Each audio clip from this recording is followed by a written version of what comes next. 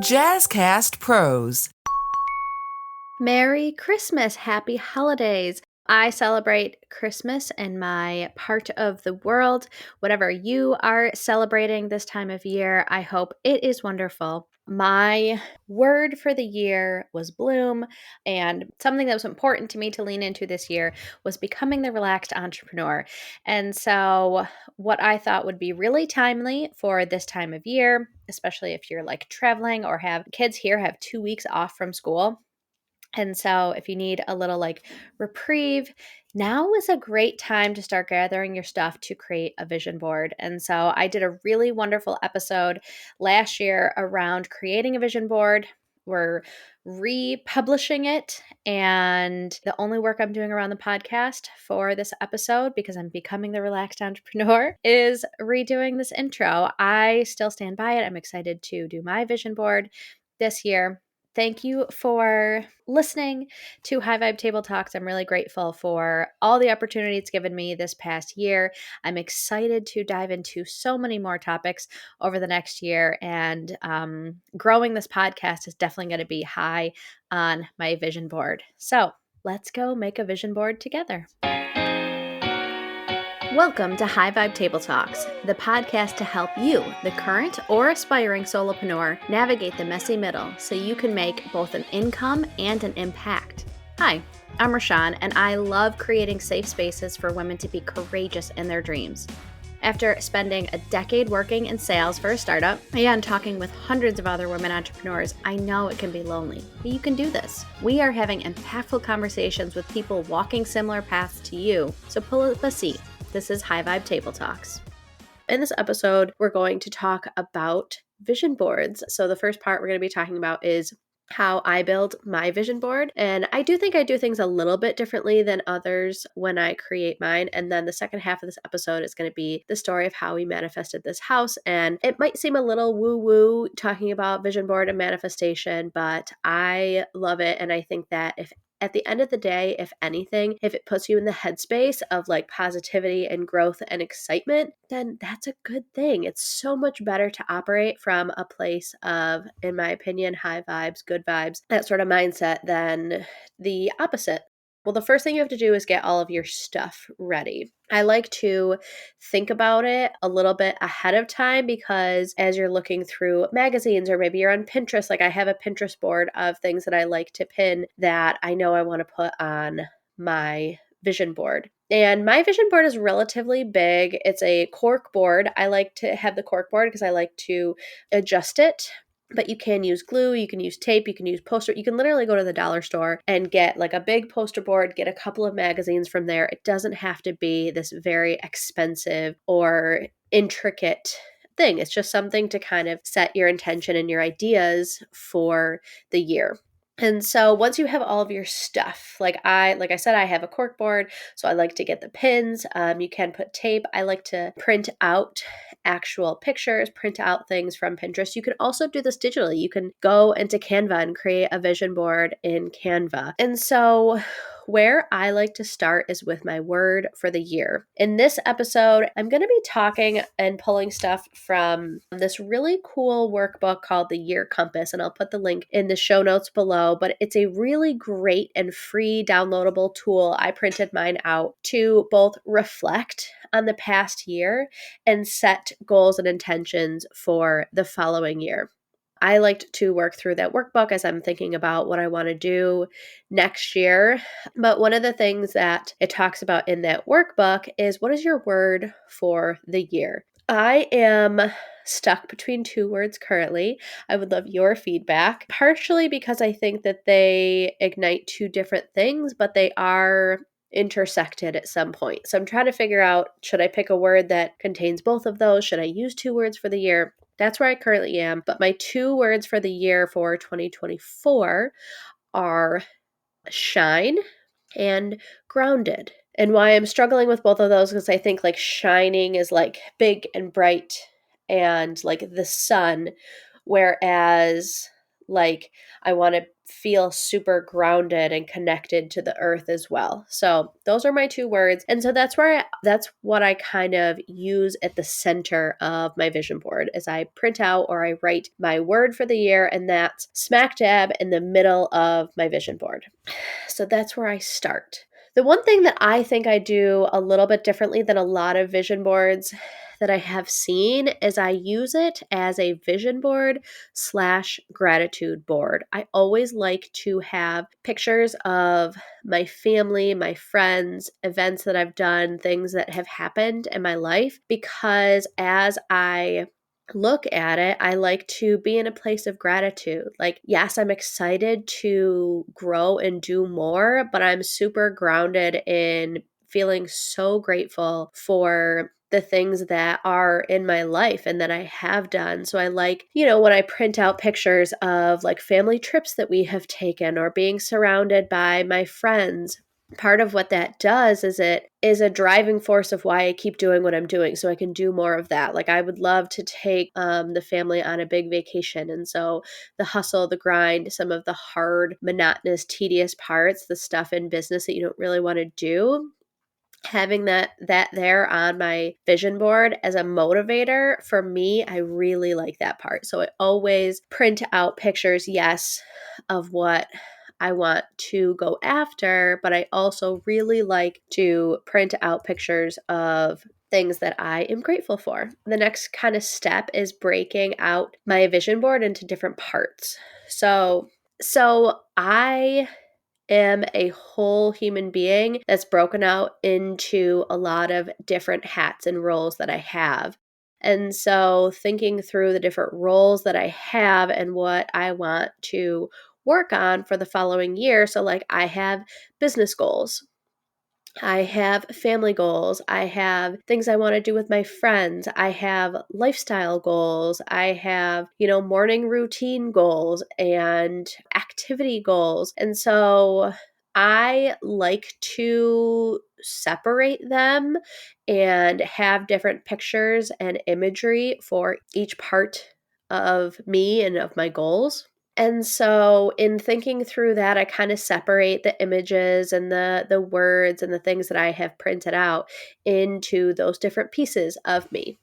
And so once that's kind of divided, then I get into the next step, which is putting the big stuff on first. I like it to be layered, but I will say that I put down the big stuff. I don't tape or glue anything until I get through the third step that I'll talk about. So this is, I know I've talked about some like pre-work, but this is step 1 in putting down the big stuff first. But I don't put anything that can't be taken off.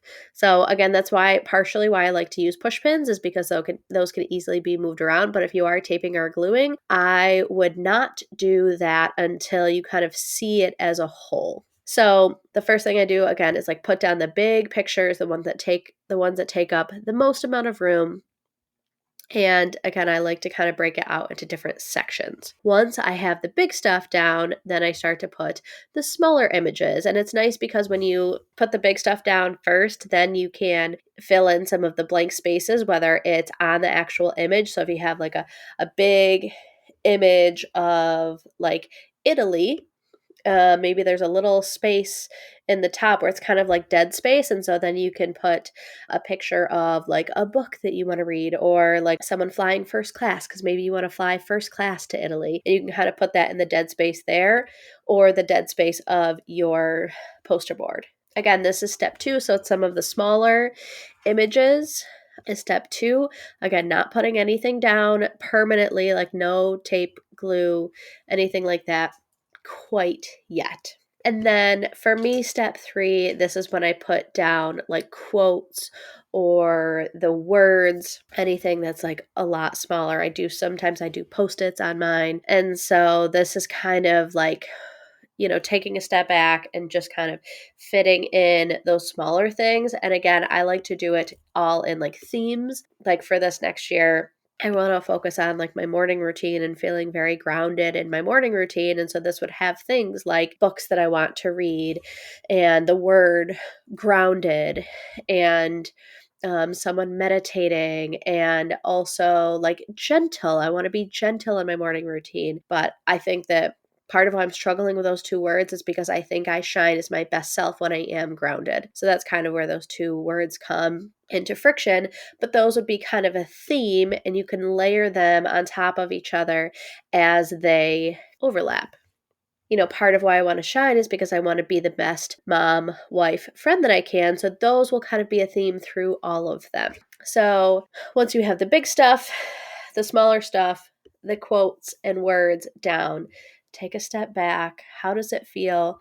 Do things need to be rearranged, moved around? And once you're like happy with it, that's when you start gluing things down. So that's when you start putting things in more of a permanent place. Again, I like to layer both things I want to achieve and things that I'm super grateful for. So it just puts me, when I'm in my best self morning routine, I have my vision board somewhere where I see it on a frequent basis. I think I might move it right now to like next to my desk. Kind of, there's a bookshelf there. I might put it there for this year and just see if I can attract more of those things over 2024, having it in a place that I do see it often. It's really cool, like revisiting it the following year. As I mentioned in the beginning, I was using the year compass, and I found my year compass that I did last year. So it's really cool with things like that to reflect back on when you're doing it the next year. So I'm excited to kind of take everything off that was on it in 2023 and replace it with new things for 2024. Some of the things I keep because I manifested them. I'm going to get into the story of our house, but actually the kitchen that was on my vision board is very close to the kitchen that is in our current house. And so things like that I like to keep because I'm like, I manifested this shit. Like, that's really cool. Other ones I have outgrown, and I'm like, that's not really my vibe anymore, or this year, or, I have pivoted, things like that. In 2023, I really thought I was going to grow this online community using this platform called Mighty Networks. And I had it for a year, and I didn't enjoy showing up to it. I love my community calls. I love this podcast. I love interacting with you, this community. But the way I was doing it on that platform was not enjoyable to me. So I dropped that. And so I've pivoted. And that's part of growth, is finding out who you don't want to be as you're finding out who you do want to be and who you authentically are. So that is how I create my vision board, my goal setting, my big, audacious dreaming parts of it. It's really fun to do with friends or family or in a big group, because I think there's just a really cool energy about all being in that big mindset together.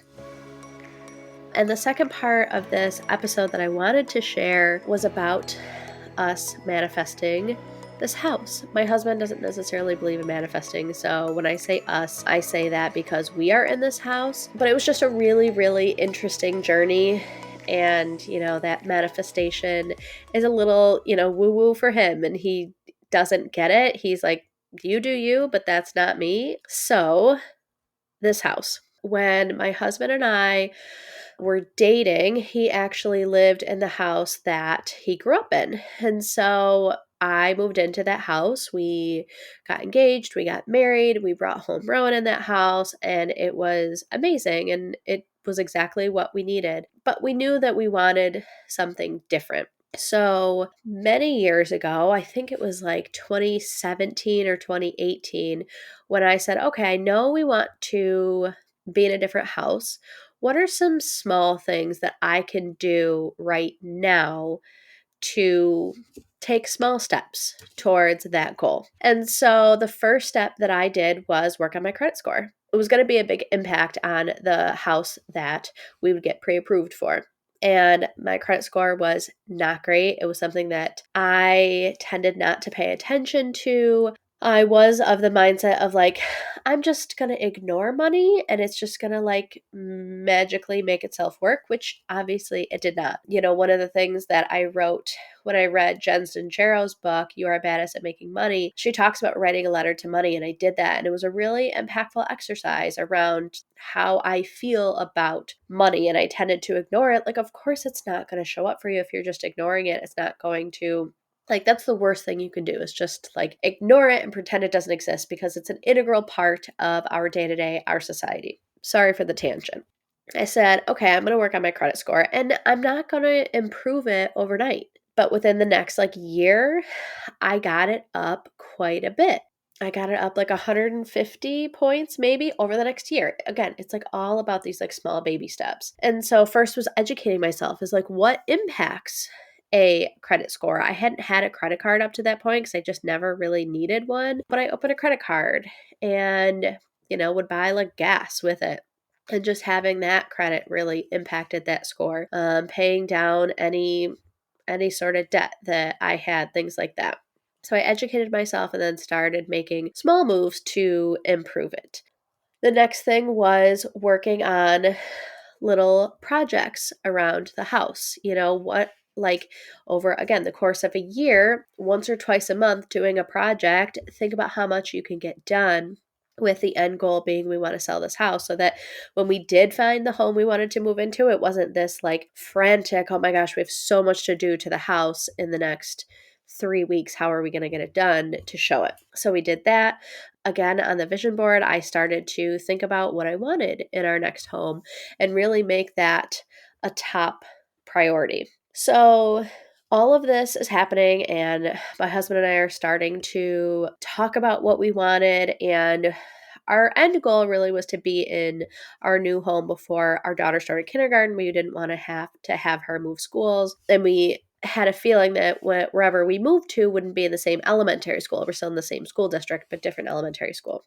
And I had this really interesting thing happen where I have traveled to Europe a couple of times, once alone and then with my high school girlfriends. So my husband doesn't really have much of an interest in going to Europe. I do. So I find other people to travel there with. So my friend that I was going with sent a group text like, hey, there are these really cheap flights from New York City to Paris. I really want to go. If anyone else wants to join, it's an open invitation. And it was like $400 for a flight from New York City to Paris. It was like $400 for a flight. Like, how can you say no to that? So I got really excited. I'm like, we're going to do this. And then I stepped back and I asked my one friend, I'm like, how much do you think, like, how much are you budgeting to spend on this? I think it was a week trip. And she was like, probably around like between $4,000 and $5,000. That's kind of like the budget I'm putting aside. And I was like, okay, so it's bigger than a $400 plane ticket. And so I sat back and was like, we've been working, I at that point was in a sales position. All of my commission that I would get in was going into my savings for a down payment. Again, we didn't have a house in mind. It was just like all of the pre-work that we were doing. And I sat back and I said, I can afford to go to Paris at this moment. I can't afford to go to Paris and put a down payment on a house. And would I be okay if I said yes to Paris and then we lost out on this house because I spent that money? And that was such a ringing no. Like, it was such an obvious no. Like, if we lost out on a house because I chose this Paris trip over it, I would be devastated. And I knew that. And so it was the easiest no. And my friends went and they had an amazing time, and I'm so happy for them. But I knew in that moment that I had to say no. And looking back on it now, it felt like the universe was saying, hey, I'm going to put this in front of you. Like, how serious are you about this? And so I said no, and then things fell into place. Like, they went February of 2020, and we moved into this house in December of 2020. So if anyone bought a house in 2020, they knew, like, it's gotten even crazier now, but like with COVID rules, you could only be in the house for like 15 minutes. It was at the point where a house would go on the market on Thursday. So you had 72 hours to go look at it, and you had to have an offer to them where they were going to look at them by noon on Sunday. And we looked at so many houses. I remember when we started, I was like, how could people buy a house and not get an inspection? Like, that just would make me so nervous. And an inspection like wasn't even on the table when we put an offer on this house, because it immediately would have been a no. Like, when we sold our house, any offer that came in that said inspection, we were like, nope, nope. Like, it's a wrinkle in the process that didn't need to be there because houses were of such high demand. So we probably looked at, I don't know, we looked at least like 20 houses. Every day we were on like the realtor, like we were texting our real estate agent, like all the time. And again, it was like, as soon as a house was there, you went, you looked at it, you put an offer over asking, and waited to hear. And we got a lot of no's. And there were so many houses that I fell in love with. I really did. And it's such a weird process to find a space that you want to build a life in, and picture your family there and picture your whole life there, and be okay with the fact that the chances are that you aren't going to get it. Like, that's a really weird process. And when you're in it, you're like, oh, can we just like be at the end?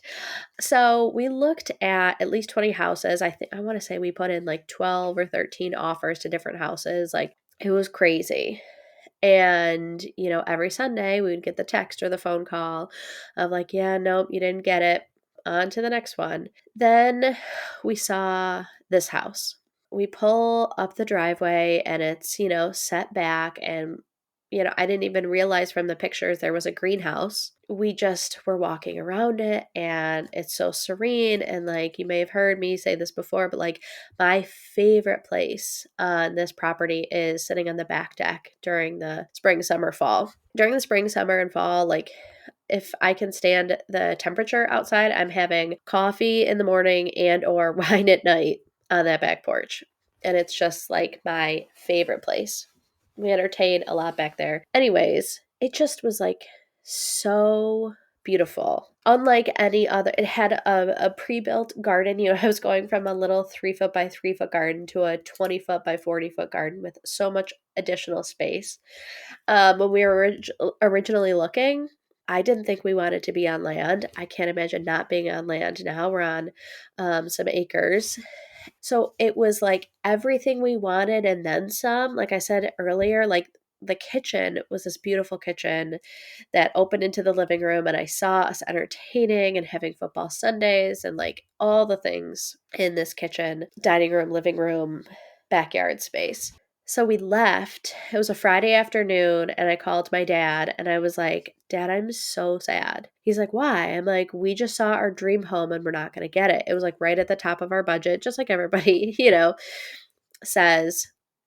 And he, says the very dad thing that you say. And he's like, your house is out there, when it's meant to be, it'll be. And I was so annoyed by that, because I was like, but I want this, I am impatient. We'd already looked at so many homes, and it just felt like, oh my God. So I woke up the next morning, and in Jen Sincero's book, she talks about how she found this place near the beach and she really wanted to rent it. And so she found the realtor, and she made him a sandwich and brought him like lunch, and just like talked about how much she would love to live there.